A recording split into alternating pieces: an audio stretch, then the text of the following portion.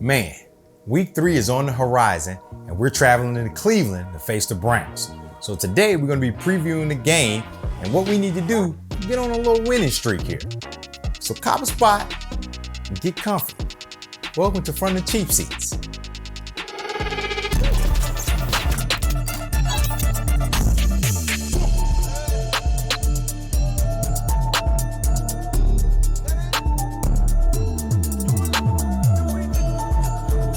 Hey, welcome back. I'm glad to have you.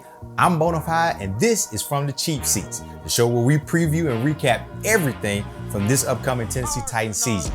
So, no more wasting time, let's get right into it. So, we're getting ready to preview the Titans versus the Browns. We're traveling up to Cleveland to face the Browns, who are 1-1, and they just lost on Monday Night Football to the Steelers. I mean, the game was kind of overshadowed by the loss of all-pro running back Nick Chubb. We're sending prayers out to him. Hopefully he got a speedy recovery to a gruesome knee injury. But they ended up signing Kareem Hunt to kind of fill that void and replace Chubb. The Browns, they really never got back on track after that. You know, the Browns defense did what they could, but the Steelers defense did most of the scoring. They had a scoop and score. They had a pick six to begin the game. Kenny Pickett was able to throw a 71-yard TD pass to NFL young boy, aka George Pickens, and basically they took over the game from there. So this is another AFC conference game that may have an impact on our standings at the end of the year. So we really need to keep an eye on this one and really need to take on the win. Tannehill and the offense had a second half explosion last week, and we were able to win, score 27 points and win that game in overtime. We kind of need to see that offense again. The Browns defense is led by Myles Garrett, and they are going to be looking to make an impact on this game, especially since the offense doesn't look that cute or wonderful or good, especially coming with Watson, so we'll talk about that in a minute. But offensively, we may see a heavy dose again of Derrick Henry, but we shall see. We'll talk about that in a minute. In my opinion, Ryan Tannehill is a better quarterback than Kenny Pickett. So I believe there will be opportunities for the offense to move the ball and to score as long as the offensive line holds up. That's a key factor right there, the offensive line holding up. So our next segment, who's out and who's in? We got Fulton and Hooker back for 2 days in a row now after being out last game. Hooker with a concussion and Fulton with the hamstring. So looks like they're going to be playing this week, and we definitely need all hands on deck this week. So I expect them to play. DeAndre Hopkins was a full participation on, I think it was Wednesday, and now he's limited on Thursday. But I expect him to, it's just a rest day. I expect him to play because he had 3 DNPs last week and he played on Sunday and he looked fine to me. Derek is on the injury report with the toe. He practiced and then he had a rest day on Thursday, but it's something to monitor, but I don't think Derek's gonna miss the game with the toe injury. We don't have Skoronski this week again, the appendectomy. Obviously the procedure went well, but he's just not ready to get back in there and get hit. So, but Dylan Radins has filled in nice for us, and we'll talk about that later too. So on the Brown side, Amari Cooper, he was already dinged up before the Monday Night Football game, and he was a DNP and an LP this week on the injury report. Za'Darius Smith, the other pass rusher for the Browns, was on there. He was listed for limited participation. So we got to keep an eye out on these Browns to see who really is going to be active and who's not. But yeah, that's it for who's in and who's out. Moving on to our Gridiron Gambles. And this section and segment is always sponsored by Music City Bets. You can follow them on X, Twitter, at Music City Bets for all of your gambling plays. Now, I follow Music City Bets. I can't gamble in Florida. Yeah, but he gives out a lot of plays. I always see you need to follow the account because he's always dropping free plays. He's always keeping it live when it comes to the betting. So Music City Bets on X. So our Gridiron Gambles play of the day is a Spears anytime score, and I think it's plus 490 right here. So I'm thinking, and Mike Vrabel, after you talk to him, he's thinking that one of these passes or touches or catches or rushes from Tyjae Spears is going to turn into a big game. Hopefully he sees the end zone here. So that's your Gridiron Gambles play of the day, sponsored by Music City Bets. So, can we string them together? So now we got that monkey off our backs with the win, something we hadn't done since last November. Now we need to do the next thing, is string some of these wins together, kind of get hot. Now, not only do we need to string some wins together, we kind of need to see some good back-to-back performances from Ryan Tannehill. You know, we're not gonna harp on that, but like I mentioned earlier, I think Ryan Tannehill is a better quarterback than Kenny Pickett. And watching that Monday night game against the Steelers, there were opportunities in the passing game that Kenny Pickett just missed.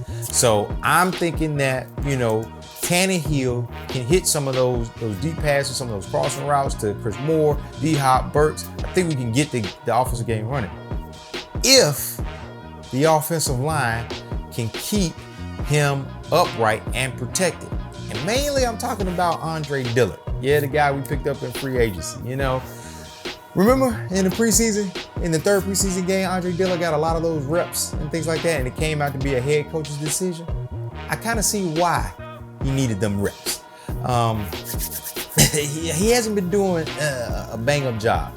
So there's a tweet out there by John Ledyard. He did a cut-up clip of Dan Moore, I think he plays for the Steelers, and Myles Garrett reps. And he had Myles Garrett winning 9-2 out of the 11 reps he did. So 9-2, Myles Garrett beat Dan Moore. Now that doesn't mean it equal into a sack or didn't mean that anything of that nature. He just beat him on the rep. So that was concerning to say the least, especially when Dillard allowed 3 sacks and 3 pressures last game. When he was facing, I think it was Joey Bosa and or Khalil Mack on his side. I didn't look at the film that deep, but still, he gave up 3 sacks and three pressures. Tim Kelly is probably going to have to definitely, you know, send some help Dillard's way, or it could get ugly. And honestly, you know what? You really shouldn't have to do that for somebody that we picked up and paid as much money. But hey, look, you know, maybe he does good this week. But that's definitely going to be a caveat of whether or not, you know, Ryan Tannehill can hit some of these spots, is if we can keep him upright. Now, on the other hand, Dylan Radins, who suffered an ACL last year, has rapidly recovered from that. I don't know, I'm starting calling him Wolverine or something, because that man healed extremely fast. And he's played well when given the opportunity. You know, I feel like almost I expect him to start this game, because I don't think Xavier Newman-Johnson played that well when we slotted him into the starting lineup. He ended up getting benched for Dylan Radins. So it's really a testament to, you know, the hard work that Dylan put in the game, the training staff, and the recovery to get back to the position right now. I read an article, I feel like he said that he feels a little bit stronger since the ACL injury. So yeah, definitely, you know, maybe Radins gets to start this weekend. Maybe, you know, it finally pays off. This John Robinson draft pick that we were waiting on finally pays off. So another thing, when we're talking about stringing them together, all this week, people have been talking about the Jim Schwartz impact. You know, since he was a defensive, you know, coordinator here, and, you know, the old trope, he's got the secrets, he's got the tales, he's gonna know how this person lines up. In my opinion, man, that don't even freaking matter. It's a non-factor. This is a completely different team since he was here. It's a new offense, a new OC. We got new players. I don't think that there is any advantage that he's going to be able to utilize in that game against us that he wouldn't have been able to get off of tape. So, you know, this is what, let me ask you, the viewer. Tell me if you believe that the Browns have an advantage since they have Jim Schwartz, who used to be a defensive advisor for us. You put in the comments how you feel about it. Me, personally, I think it's a non-factor. But we'll remains to be seen. So drop your comments below. So in order to win, I think that in this section, in order to win, we need to have Watson uncomfortable. If we're going to string together some wins, we got to make him uncomfortable. The Steelers did a very good job at this, and they frustrated him all night and forced him into a fumble and an interception. And he was making stupid plays. He had 2 face masks, and he shoved the ref. He should have got suspended, but you know he was suspended. But that's neither here nor there. So, you know, Cooper being deemed up and Chubb not being there puts a lot of the onus on Watson to score the ball. Now, Cooper may play, but you know, they may have Jerome Ford and Kareem Hunt running the ball, but a lot of that responsibility now is shifted onto the $230 million nasty man. So we need Key. Arden Key was kind of quiet last week, air quotes, but I need to see him impact the game this week with that pass rush in conjunction with Harold Landry. And we need to see some takeaways. Now, I think it's prime time. Some of y'all gonna get that. It's prime time for the mayor of Murfreesboro to get him an interception. I remember last time we played in Cleveland, the mayor of Murfreesboro had 3 of them things. So we wrapping this thing up. My final thoughts. Like I said, watching that Monday night game gave me a little slither of confidence that we might be able to win this game if the offensive line can keep Ryan up. Got to keep him upright, and we got to keep Myles Garrett off of his back. My faith in the Tim Kelly offense and him calling the right plays at the right time is growing. So I believe if we can get that combination, that we might be cooking with grits out here. But, like they say, we're getting close to coming up to Halloween. The boogeyman is still out there.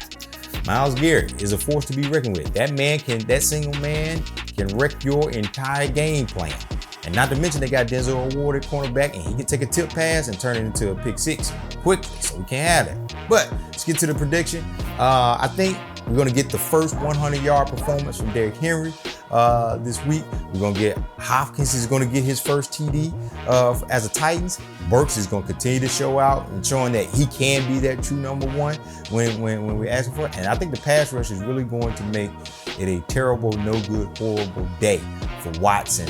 And they're going to have 4 sacks. And I think the mayor gets that interception and adds it to his collection. And I think we get that victory in Cleveland, and we get the 2-1 with the score of 21-9. I'm 1-1 on the season, so let's see how we go here. But if you made it this far, thank you. Don't forget to tune into the next episode where we recap this entire game. We look at the good, the bad, and the ugly from this Browns game, and you see what's coming up on the schedule. So make sure you like, comment, share, and subscribe and send this to all of your Titans fans, because there's plenty of room in the section. There's seats over there, and there's seats over there. There's plenty of room in the section for everybody, baby. So make sure you tune into the next episode. Tighten up.